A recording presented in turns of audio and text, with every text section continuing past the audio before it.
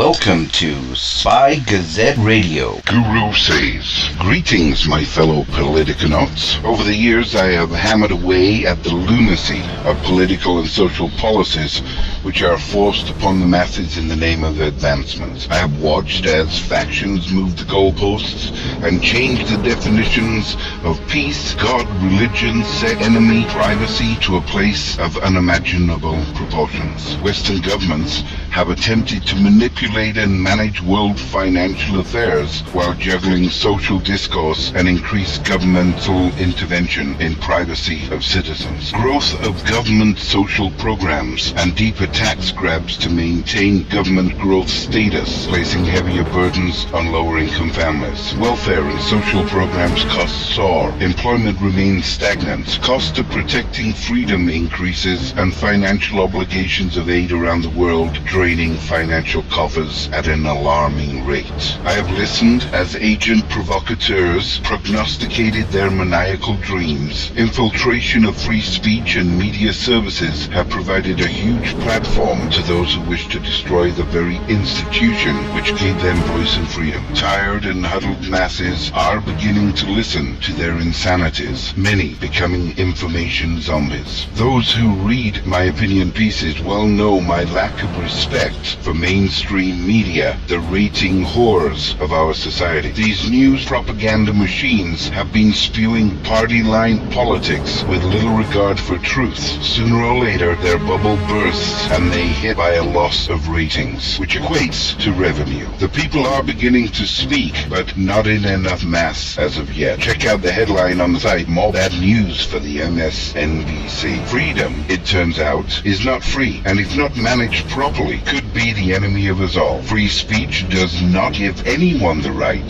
to spout hate and violence, as I am told is a continued diatribe on internet chat by agent provocateurs. As we continue to alter our comfort zones and comfort levels of society to accommodate other cultures and religions, we alter our laws, food, religious beliefs, and social entertainment so as not to offend. Yet a refusal by other nations or societies to change their ways to accommodate Western culture has created a massive social, religious, financial imbalance. Western citizens have been commanded by politicians to bend further. I remember a parable from my Christian upbringing which constantly drums in my mind when reading something which offends my sensibilities. But as I say to you, do not resist an evil person, but whoever slaps you on your right cheek, turn the other to him also. Matthew 5:39. All four of my cheeks are sore, and I'm tired of bowing to societies who are refusing to progress into the 21st century. How much can Western society bend before they break and become submissive to a dictatorial, man-made religion which continues to force others to live in a backward society? If Western society must bend to accommodate other cultures, then those cultures must also bend equally to accommodate Western values. How many Christian churches exist in Egypt, Saudi Arabia, Iraq, Afghanistan, Lebanon? Those who flee their country for a better life in the West should adapt to the West and not demand that the West adapt to them. We live in freedom. The enemy lives within draconian rules. Several months ago, I mentioned a good friend of mine who happened to be a modern Muslim. His opinion of the whole mess was simply yet illogical. His belief was that the Muslim world needs a religious reformation, much the same as the Catholic and Christian world experienced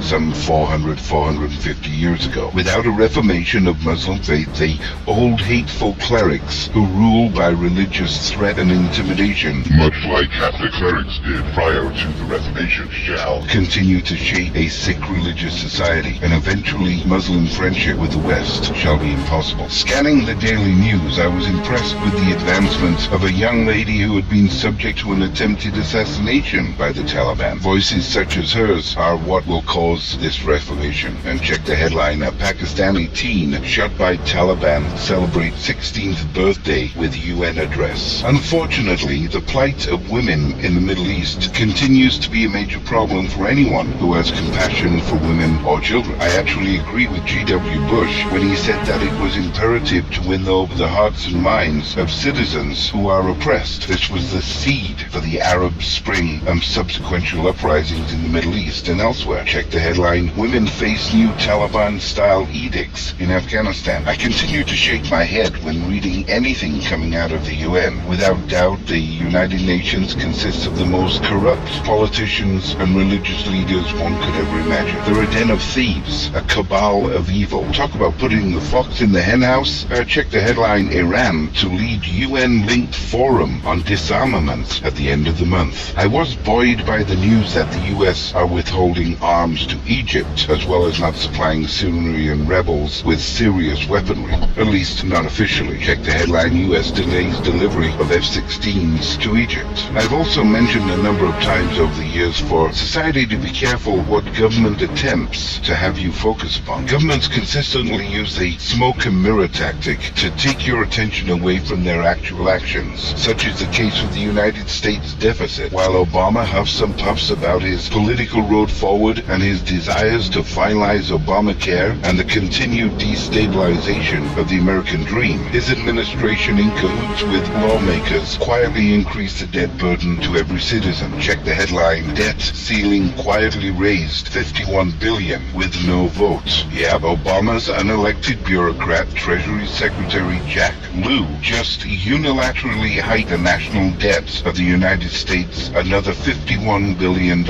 And how did he do it? Simple. He just did it. No Senate, no Congress, no problem, no Constitution.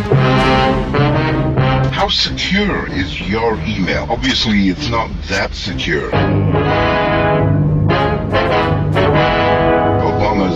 Check the headline: Obama's America. EPA officials visit man for sending email. I am concerned that the internet is about to be locked down and the truth information services such as we supply will be blocked while enemy sites thrive. Check the headline: Internet service providers plan censorship strategies for all customers by 2014. And in closing this edition, I cannot end without making a statement on the Detroit bankruptcy. Agent provocateurs and DNC spin doctors once again attempt to blame Republican actions for the demise of Detroit, even though for 60 years Democrats have been firmly in control of the city. The denial of bankruptcy by a previous judge shows the impact of a corrupt administration and a removal of the rules to separate church and state and judiciary. I was pleased to read that there were still a few fair judges in the system. Check the headline: Fed judge says Detroit can move forward with bankruptcy despite claim that it dishonors the president.